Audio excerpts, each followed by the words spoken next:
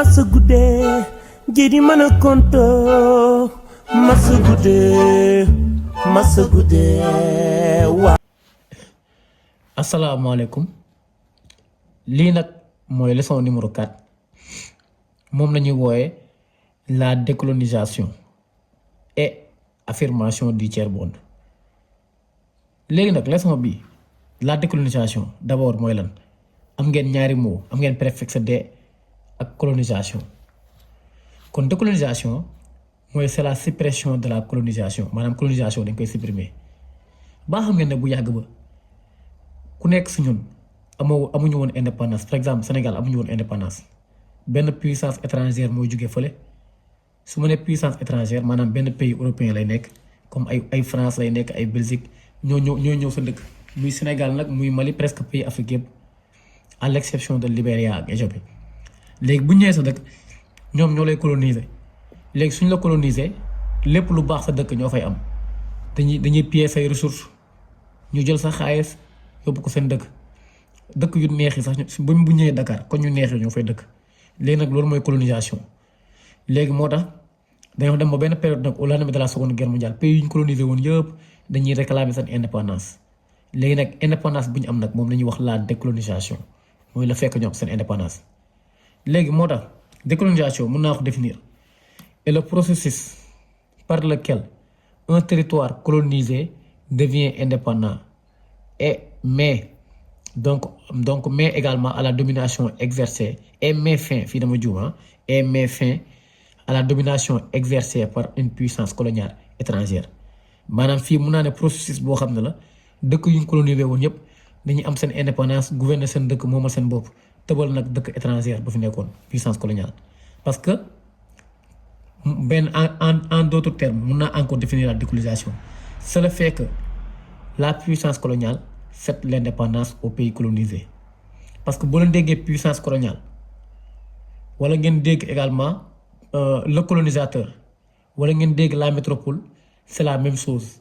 loolu mooy dëkk yoo xam ne dëkk européen yoo xam ne ñoom ñoo ñu colonisé woon mun nañ leen wooyee puissance coloniale mun nañ leen wooyee métropole mun nañ leen wooyee le colonisateur.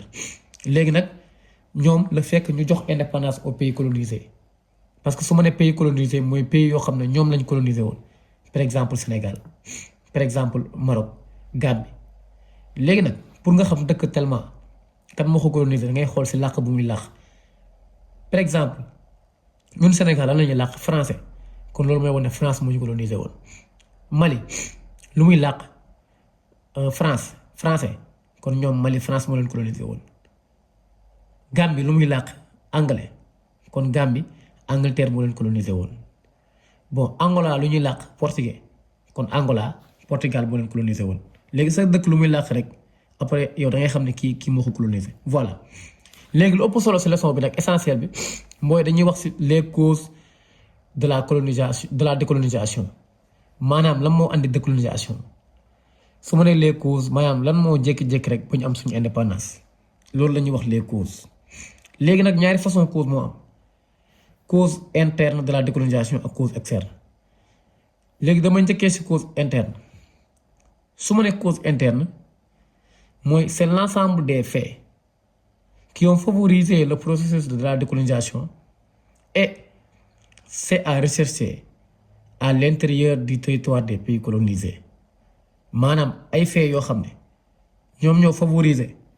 décolonisation moo tax ba ñu am indépendance mais faits yooyu fan la xewee si à l'intérieur moo tax ñu koy woowe interne. par exemple bu fekkente ne Sénégal la xewee intérieur la mooy intérieur du territoire des pays colonisés mooy pays yu ñu colonisé woon. su fekkee Sénégal la xewee interne la su fekkee Gambie la xewee interne la wala Ghana wala également Inde et cetera pays yooyu yëpp dañu leen coloniser loolu mooy facteur interne. léegi deuxième grandeur dañuy xool facteur externe su ma nee cause externe mooy fait yoo xam ne ñoo favoriser décolonisation mais fait yooyu noonu fan lañ koy xool c'est à l'extérieur du territoire des pays colonisés maanaam extérieur la xewee comme par exemple ay Europe ay France effet loolu la nag. bon dañuy njëkk a gis grand les facteurs externes maanaam les causes externes. léegi première cause bi mun naa wax la colonisation elle-même. la colonisation elle-même souvent dañuy wax la colonisation elle-même porte les armes de sa propre destruction parce que tubaab bi si toutefois bu ñu la coloniser bu ñëw sa dëkk ñoom benn objectif la ñu am dañuy piller sa ressource benn ñëw bu ko seen dëkk suñ ñëwee dañ lay fayloo impôt ñaar dañuy créer fii nii par exemple ay discrimination léegi ñett lu ñu lay wax loo luñ wax duñ ko def parce que ñoom dañ lay gëmloo également ay liberté égalité donc duñ ko quatrièmement éducation ak valeur morale lu ñu lay wax ak droit de l'homme ñoom tamit duñ ko respecté léegi ñoom bu ñu ñëwee loolu la ñuy def sa biir dëkk yow nga teg ci bët par exemple yow nga moom sa dëkk chaque mois ñu lay fayloo impôt ne la da ngay fay par la force wala nga moom sa dëkk yow amoo accès dëkk par exemple dëkk yu neex yi comme par exemple Dakar Sénégal 4 villes yu neex yi mooy Dakar Rufisque Saint-Louis également ak Gorée ñoom tubaab bi ñoo fay dëkk te boo fa dëkkee lañ lay considérer comme citoyen boo fa dëkkul nag yow indigène nga maanaam dëkkoo si dëkk bi léegi ñoom yooyu noonu exploitation yooyu ñu def sa biir dëkk moo tax ñu ne la colonisation porte les armes de sa propre destruction léegi loolu dafay créer benn genre sorte prise de conscience léegi yow nit ñi dañuy commencé yeewu ba pare français yi bu ñu bëggee def benn affaire xam nañ ne pour ñu déggoo ak africains yi du mën a nekk parce que africains yi ñu si dégg français bëriwul léegi si lañ commencé ñoom français yi dañuy créer ay école pour jàngal yenn africains yi léegi bu jàngalee yenn africains yi bu ñu am bac africains yooyu nag ñoom la ñuy considérer maanaam ñooñu seen situation day baax mais ñeneen ñoo xam ne jànguñu seen situation day metti ñooñu ay fay impôt lañ fi nekkee ay travaux forcés et cetera. vous voyez léegi nag moo tax ñu ne la colonisation elle-même la façon dont les blancs pillent nos biens sur notre propre territoire ceci va créer ce qu'on appelle une prise de conscience. vous voyez léegi nag prise de conscience boobu nag ak tamit la naissance du leadership et du nationalisme n'est-ce pas léegi nag après nationalisme day judd ak leadership avec le soutien des syndicats comme fii syndicats yi nii mun naa ne confédération générale des travailleurs CGT am na tamit également union générale des travailleurs d'Afrique noire n'est-ce pas léegi yooyu syndicats yooyu tamit ñoom tamit dañuy soutenir leader intellectuels yi ak mouvement nationaliste yi pour ñu favoriser réclamer lu ñuy wax indépendance mais sans oublier tamit mun na du ma fàtte tamit leaders yi wala élite intellectuelle léegi su ma nee leader wala élite intellectuelle dafa nekk ay nit yoo xam ne ñoom ay africains lañ dañ leen si dëkk yu ñu coloniser lañ dëkk mais ñoom dañoo jàng école mais ñoom bu ñuy jàng école jàng nañ lu ñuy wax le droit de l'homme n'est-ce pas si école tubaab bi de tubaab yi leen jàngal jàng nañ fa le droit des peuples à disposer eux-mêmes jàng nañ également liberté fraternité également et légalité mais façon xeet yooyu na yëpp ñu jàng droit de l'homme yëpp amul seen dëkk amul droit de l'homme amul liberté amul égalité seen dëkk fii daal domination moo fi am mais ñoom nan lañ mën a jàngee loolu ba pare tubaab bi jàngal leen ko ba pare loolu amul seen dëkk léegi ñooñu nag ñooy def lu ñuy wax prise de conscience léegi bu ñu defee prise de conscience c'est la ñuy réclamer lu ñuy wax indépendance léegi parmi leaders yooyu tamit mun naa citer Gandhi bu Inde Gamal Abdel Nasser bu Égypte Léopold Sédar Senghor bu Sénégal ak Ahmed Sékou Touré également bu Guinée je peux dire donc vous voyez léegi nag lii mooy également premier facteur interne kon premier facteur interne c'est la colonisation elle-même la façon dont les blancs pillent nos ressources sur notre propre territoire ceci va créer ce qu'on appelle une prise de conscience mais aussi sans compter la naissance des élites intellectuelles n'est-ce pas donc on a cité également les élites et l'aide de ce qu'on appelle des syndicats léegi bu ñu fa jógee dañuy dem deuxième facteur interne mooy émergence du tiers-monde terme tiers-monde nag soo leen ko déggee tiers-monde c'est l'ensemble des pays maanaam ay pays yoo xam ne dañ leen coloniser woon si dans le passé c'est l'ensemble des pays ayant été colonisés dans le passé kan moo leen coloniser woon Europe impérialiste su ma nee Europe impérialiste mooy ay France ay Belgique xam ngeen ne Europe ñoom ñoo dem si conquête loolu jàng nañ ko leçon 3e ñoo def conquête du monde après bu fekkente ne après bu leen révolution industrielle bi initiée ba pare vous voyez léegi nag tiers-monde c'est l'ensemble des pays ayant été colonisés dans le passé par l'Europe impérialiste léegi nag au lendemain de la seconde guerre mondiale tiers-monde ñoom pays yooyu dañuy jéem réclamer seen indépendance léegi nag nan la ñuy réclamer également seen indépendance c'est à travers des conférences léegi mun naa citer la conférence de Bandung en 1955 moo tax ma ne le tiers-monde s'érige également en force politique et s'affirme sur la scène internationale en prenant en charge les revendications de l'indépendance puis en France mais en force la fii nii bon léegi ñoom tiers-monde nan la ñuy manifester nan la ñuy réclamer indépendance c'est à travers benn conférence conférence bi ñu ngi koy woowee la conférence de Bandung en avril 1955 léegi Bandung nag mu ngi nekk Indonésie léegi foofu dafa regroupé 29 pays afro-asiatiques maanaam tiers monde dañoo yóbbu 29 pays afro-asiatiques léegi si biir conférence bi waa tiers monde dañ fa waxoon ñaari kàddu première kàddu bi mooy dañuy montrer seen neutralité vis-à-vis des deux blocs loolu jàng nañ ko si détente guerre froide maanaam ñoom faruñu si bloc de l'Est faruñu si bloc de l'Ouest mais dañ fa waxaat deuxième kàddu bi nag moom la ñuy wax la condamnation de la colonisation léegi condamnation maanaam ñoom si tiers monde dañoo ne conférence bi bépp pays bu ko fekkee bëgg nañ boo jugee fii nii dañoo bëgg yow nga fexe ba nu nga amee indépendance même bu dee dañuy créer benn fonds ñu corriger pour mën la jàppale mais de toute sorte yéen am leen indépendance léegi loolu conférence bi ñu ngi ko def en 1955 moo tax des fois mun nañu leen laaj jox leen conférence de tiers monde léegi ñu laaj leen portée historique parce que si méthodologie wax naa leen portée historique mooy conséquence kon portée historique bi leen ko joxee Bandung da ngeen constaté que après 1955 pratiquement pays yu fekkee woon tiers monde yëpp portée historique bi mooy am nañ seen indépendance kon conférence du tiers monde conférence de Bandung mu yéen a réussir vous voyez kon nag lii mooy émergence du tiers monde kon émergence du tiers monde le terme du tiers monde désigne l'ensemble des pays ayant été dominés dans le passé par l'Europe impérialiste donc ces pays vont réclamer leur indépendance au lendemain de la Seconde Guerre mondiale donc comment à travers des conférences la conférence de Bandung 1955 et la conférence de Belgrade. Donc au niveau de la conférence de Bandung, ils ont souligné deux faits majeurs. D'abord, ils vont montrer leur neutralité vis-à-vis des deux blocs. C'est-à-dire, eux, ils ne font pas partie ni du bloc de l'Est, ils ne font pas partie ni du bloc de l'Ouest. Eux, ils se proclament comme une troisième force occulte, indépendante des deux blocs. Mais aussi, ils ont souligné encore ils vont condamner la colonisation c'est-à-dire ñoom colonisation day dax pour ñoom léegi nag bu ñu fa jógee dañuy dem ci grande 2 les causes externes de la décolonisation su ma nee cause externe mooy cause yoo xam ne à l'extérieur mooy pays yu ñu colonisé la xewee à l'extérieur moo tax ñu ne cause externe par sa définition c'est l'ensemble des faits qui ont favorisé le processus de la décolonisation et c'est à rechercher à l'extérieur du territoire des pays colonisés léegi nag balaa maa sori su fekkente ne da ngay satisfaire samay résumé te yaa ngi comprendre samay leçon xam ngeen ne ñu bii mooy instant yii leçon tey bii mooy deuxième partie du programme te pour loolu noonu invité naa la nga dugg sama groupe WhatsApp c'est à numéro c'est à 78 donc 301 75 14 léegi numéro bi dinaa ko affiché ci kaw. daf lay permettre surtout deuxième partie programme bi jot bi du am nga nekk di topp YouTube bi daf lay permettre chaque leçon dañ la ko résumer ci groupe bi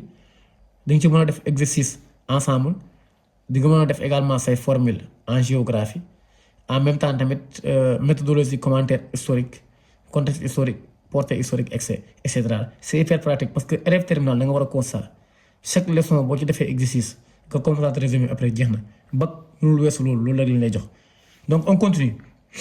Les causes externes. Les causes externes, c'est l'ensemble des faits qui ont favorisé le processus de la décolonisation, mais bi passé à rechercher à l'extérieur, parce que si le premier c'est à l'intérieur, mais bi c'est à l'extérieur du territoire des pays colonisés. Les premières causes externes, mon impact des deux guerres mondiales. Si on a impact des deux guerres mondiales, madame la première et la seconde guerre mondiale, surtout la seconde guerre mondiale, solo. Parce que la seconde guerre mondiale,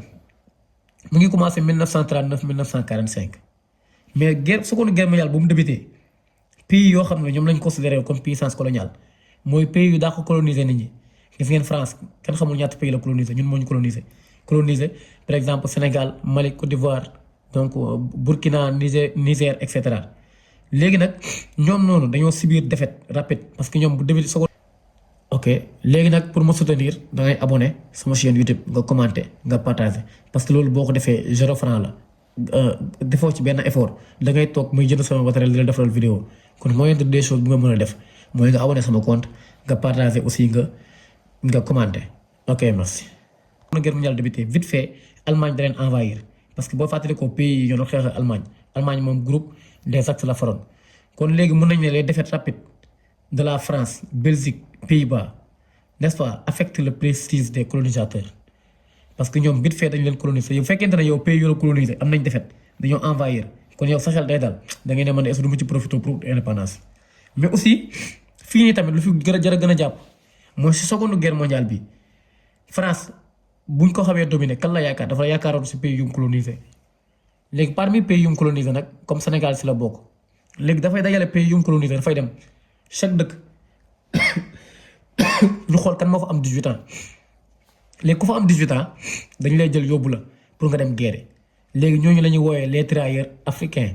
mais travailleurs sénégalais lañ leen di wooyee pourquoi parce que bu ñu leen jëlee non seulement que ay africains nañ parce que dañuy dem Côte d'Ivoire jël fa dem Mali jël fa dem Burkina jël fa dem Togo jël fa léegi bu ñu ñëwee mais bu ñu leen jëlee ba pare Sénégal lañ leen di jaarale moo tax ñu leen di wooyee les travailleurs sénégalais léegi ñooñu dañuy dem jàppale France si guerre bi pour France war a xeex ak Allemagne maanaam ak alliés yi kon loolu mooy wane Sénégal participer si guerre mais xam nga la moo jaaxal nit ñi mooy suñu maam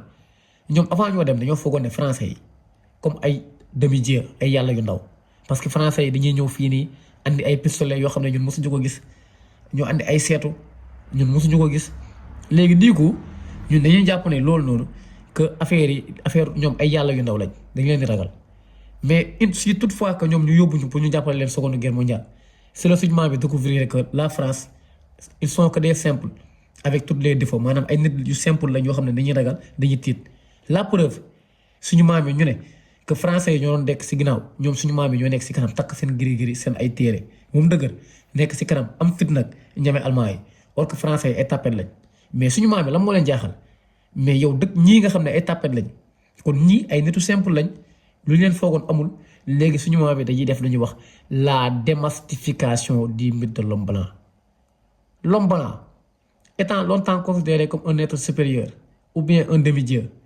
n'est-ce pas, n'est qu'un simple être humain avec tous ses défauts. Kon ñoom si la ñuy defee lu ñuy wax la fin du mythe de l'invisibilité de l'Occident. Kon donc fii dañuy gis également un nouveau visage de l'Occident. Léegi qu'est-ce qui va se passer léegi suñu maam bi dès le retour ils vont réclamer leur indépendance kon loolu mooy na leen fit léegi ñoom pour ñoom amatuñ lu ñu ragal si français yi français ay nitu simple lañ ñoom lu leen jaaxal kay mooy na leen français yi def pour coloniser leen moo tax ñoom dès le retour seen dëkk dañoo réclamer complètement lu ñuy wax indépendance. Deux léegi loolu cause externe la parce que lu tax loolu extérieur la amee parce que seconde guerre mondiale mu ngi amee extérieur Europe la amee ak Amérique ak yooyu léegi deuxième cause externe mun naa ne l'anticolonialisme des deux grandes puissances su ma nee l'anticolonialisme des deux grandes puissances ñoo ñooy grande puissance bi mooy États-Unis ak URSS ñun ñoo dugg si guerre froide léegi mais États-Unis ak URSS pour la première fois fii ñu déggoo ñoom ñaar ku nekk si ñoom da ngay jéem a xeex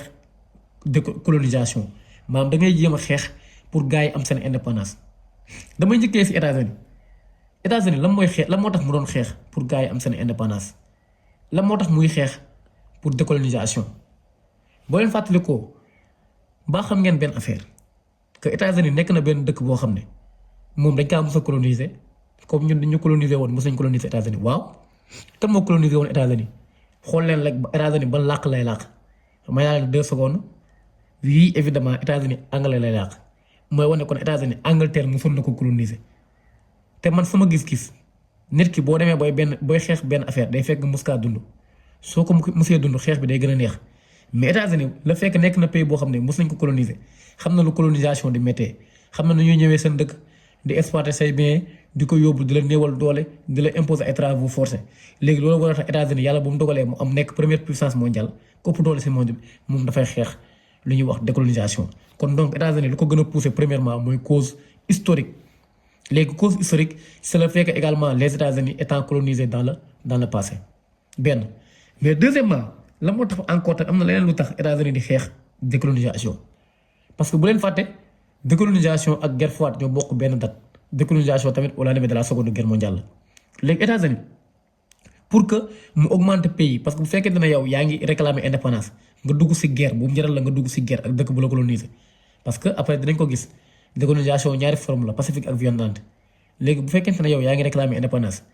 mu jaral la nga dugg guerre ak dëkk bu la coloniser léegi États-Unis moom dafay ñëw faral la mais su la faralee ba guerre bi jeex da ngay far ci blogam moom la ñuy wax bloc de l'Ouest da ngay nekk capitaliste rébellat tant pour moi voyez léegi nag moo tax ñu ne États-Unis loolu moo tax muy xeex décolonisation 2 fois d'abord mun naa ne cause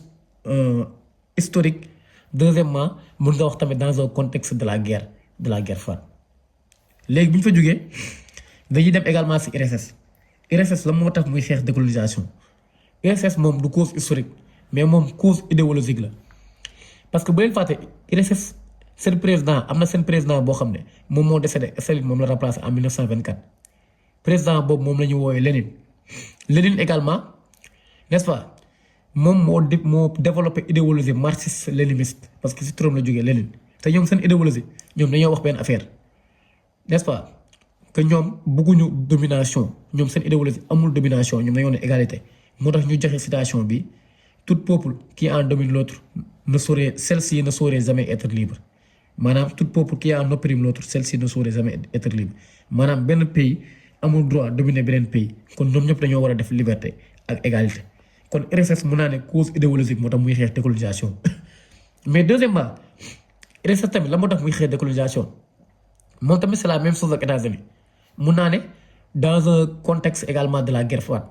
parce que URSS moom tamit bu fekkente ne yaa ngi xeex sa indépendance daf lay ñëw jàppale léegi bii bi mooy yow boo paree da ngay nekk pays communiste nga far si lu ñuy wax la bloc de l'Est léegi moom tamit un peu comme États-Unis dans un contexte de la guerre froide kon jeex na léegi su ñu nee l'anticolonialisme des deux grands c'est parce que les deux grands également vont lutter contre la colonisation benn d'abord pour les États-Unis c'est à cause également d'une cause historique étant colonisé également par l'Angleterre dans le passé mais aussi dans un contexte de la guerre froide te bu ñu nee URSS tamit c'est la même chose URSS également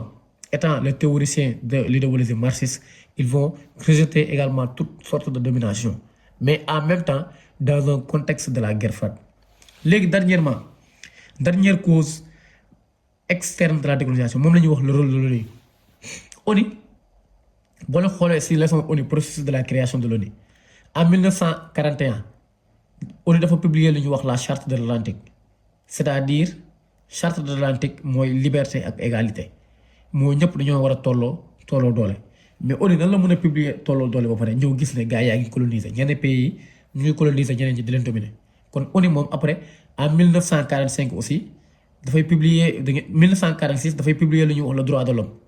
n'est-ce pas liberté égalité kon ONU yooyu publication yooyu muy def yëpp moom avec force bu mu am yëpp dafay jéem a fexe également ba décolonisation dafay deñ parce que ONU moom chaque jour dafay wax ci égalité gis ngeen charte de l'Atlantique donc droit de l'homme liberté égalité n'est-ce pas kon yooyu noonu yëpp ONU dafay def ay processus tellement que da ciy jàpp pour éviter domination te fu ñu ne domination rek domination mënul weesu colonisation la fekk nit coloniser la léegi nag lii mooy également les facteurs de la colonisation suñu ne les facteurs nous avons deux facteurs facteur interne et facteur externe. Facteur interne, c'est l'ensemble des faits qui ont favorisé le processus de la décolonisation. C'est à rechercher à l'intérieur du territoire des pays colonisés. Parmi les facteurs internes, nous avons cité également la colonisation elle-même, car la colonisation elle-même porte les germes de sa propre destruction. La façon dont les Blancs pillent nos ressources sur notre propre territoire, ceci va créer ce qu'on appelle une prise de conscience. Mais aussi, c'est accompagné avec la naissance des élites intellectuelles. Donc, ces élites également, c'est l'ensemble des personnes qui se sont formées au niveau des écoles occidentaux, mais il y a d'autres qui se sont formées également au niveau, ce sont des élites locales, nous avons les formés. Donc, eux, ils ont appris au niveau des écoles également le droit de l'homme, liberté, égalité, mais ceci n'était pas appliqué au niveau de leur pays. Qu'est-ce qui va se passer? Ces dernières vont faire une prise de conscience et ils vont réclamer l'indépendance. Donc, en dehors de cela, nous avons cité ce qu'on appelle l'émergence du tiers-monde. Donc, le tiers-monde, l'ensemble des pays ayant dominé dans le passé par l'Europe impérialiste, ces dernières vont réclamer l'indépendance au lendemain de la Seconde Guerre mondiale. Donc, comment? À travers ce qu'on appelle la conférence de Bandung. La conférence de Bandung s'est tenue en avril 1955, qui a regroupé 29 pays asiatiques. Donc, au niveau de cette conférence, on a parlé de faits majeurs. D'abord, on a parlé que également les pays du tiers-monde vont montrer leur neutralité vis-à-vis des deux pays, des deux blocs, mais aussi ils vont condamner la colonisation. En dehors de cela, on a cité ce qu'on appelle les causes externes de la colonisation. Les causes externes, c'est l'ensemble des causes qui ont favorisé le processus de la décolonisation, mais c'est à rechercher à l'extérieur. D'abord, on a cité l'impact des deux guerres mondiales. Au niveau des deux guerres mondiales, nous avons permis de faire ce qu'on appelle la démassification du mythe de l'homme blanc. L'homme blanc, étant longtemps considéré comme un être supérieur, n'est qu'un être simple avec ses défauts. Mais deuxièmement, on a cité ce qu'on appelle, on a dit également l'anticolonialisme des deux grands. C'est le fait que les États-Unis et l'URSS rejettent ce qu'on appelle la colonisation. Et enfin,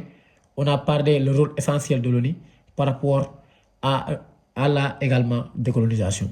Bon, après l'autre, on va parler les formes. Donc là, c'est les causes, les formes. N'oubliez pas que la décolonisation a emprunté deux voies. Donc, si on a une forme